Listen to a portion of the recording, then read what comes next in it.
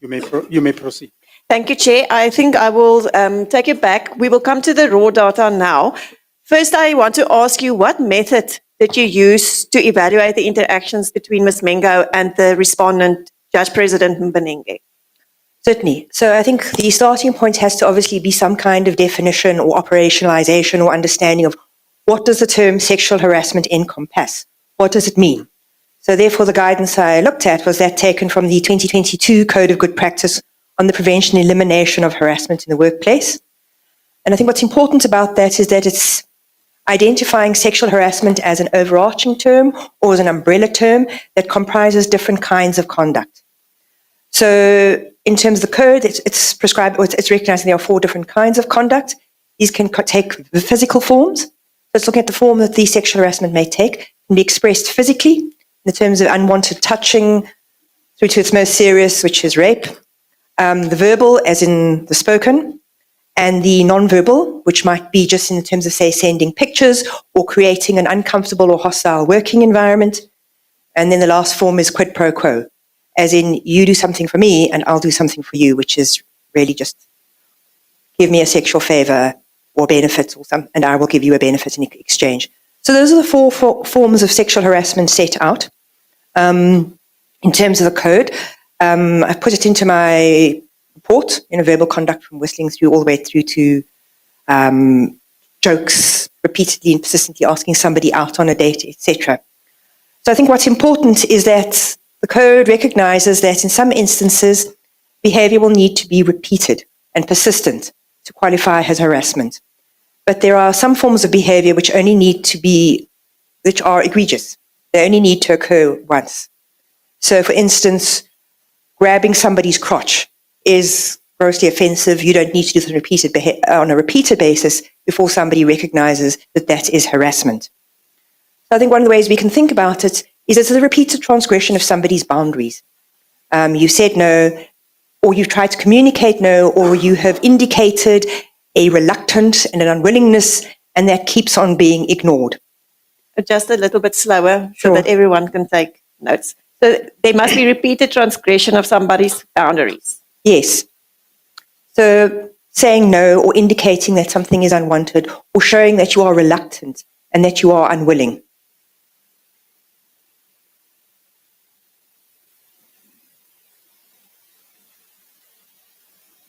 I think what the code recognizes is that in an ideal world, when that happens, we'd all be able to say, no, stop that right now. This makes me uncomfortable. Please do not do that again. But the code does recognize that that's not always possible. It talks about, for instance, you can just walk away or not respond. And much of the literature, much of the legislation looks at the fact that one of the reasons why sexual harassment occurs and why it is so difficult to deal with is because of power imbalances. And that is where one has to look at these very carefully in order to consider, was somebody genuinely in a position to say no? Could they clearly communicate how they felt about a situation? Could they tell somebody to stop? And we can see in law that those kinds of situations do occur. And if you look at rape, for instance, there is quite a clear recognition that there is a difference between submission and consent. That one can say yes, because saying yes might be the less worse of 2 terrible choices.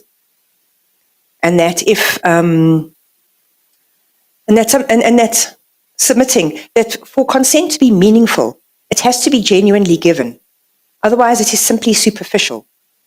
So there has to be a substantive, meaningful sense undergirding a consent. It's not meaningful to say, oh, you consented if your child is in the room at the time and you are being raped.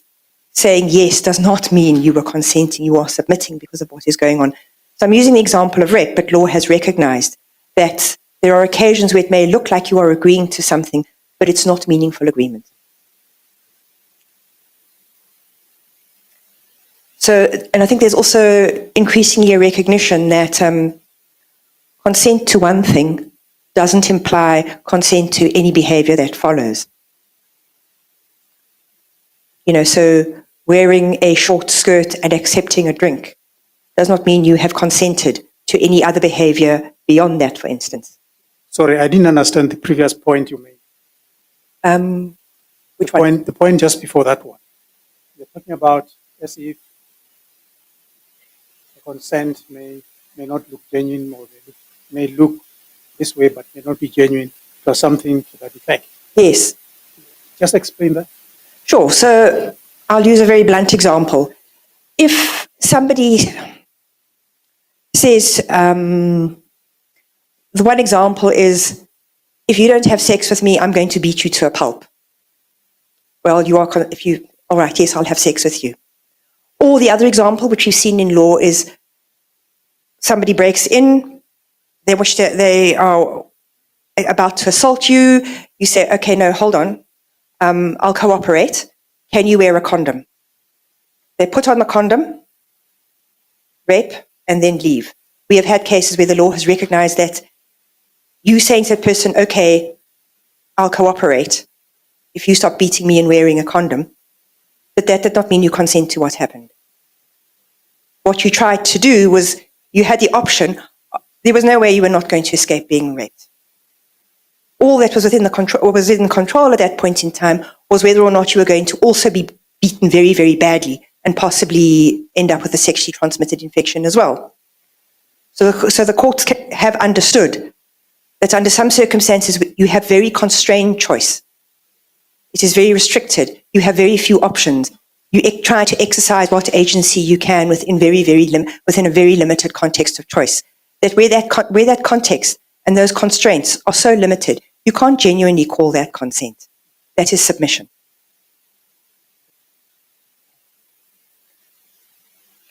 In your summary that you provided to us, also under the method employed to arrive at your opinion, you indicated that for biological reasons, women and men's expressions and experience of their sexuality are not the same. Can you explain that to us as well? Certainly. So I think one of the things one also has to take into account is that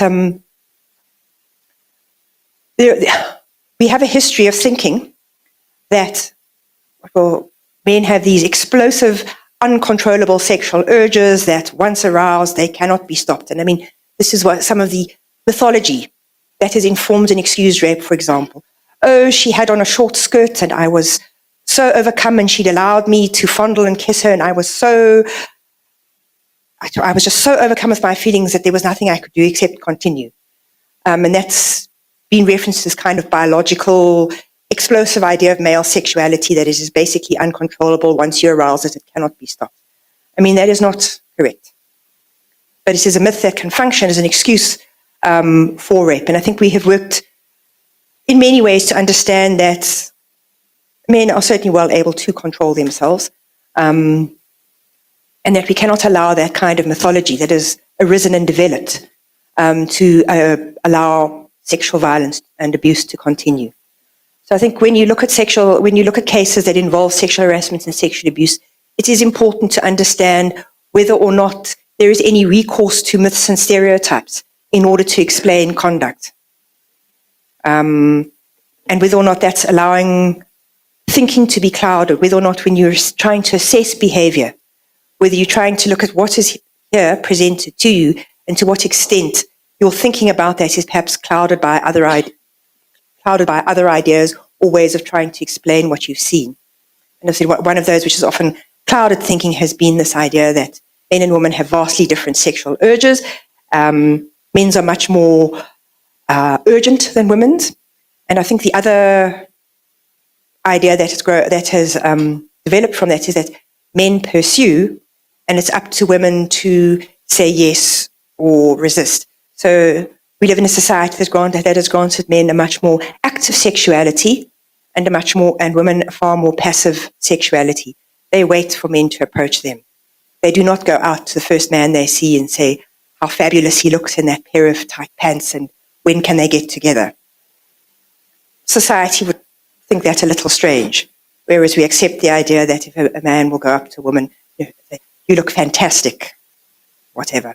So we have created a society that does treat men's and women's sexuality very differently. I mean, as a very common example, if we talk about sexuality, is that take the word whore. It's very hard. It's a word we use for women. It's very hard to find an equivalent for a man who we consider to be overly sexual in an insulting way. We might call him a stud, for instance, but that's admiring and speak of his virility. But when we talk about women who are very sexually active, we tend to use very derogatory terms like whore. So I give that as examples of the way in which society has constructed quite different ways of thinking about men's and women's sexuality, in which active sexuality in women tends to be frowned on, whereas active sexuality in men is recognized, acknowledged, and even admired. And I think that is what can also make sexual harassment quite difficult, is that men will persist, saying, oh, but, women just they just need a little bit of persuasion. I just need to work a little bit harder. Or the other myth, women say no when they mean yes, and women play hard to get. Those kinds of stereotypes, I think, get in the way and make it difficult to deal with harassment.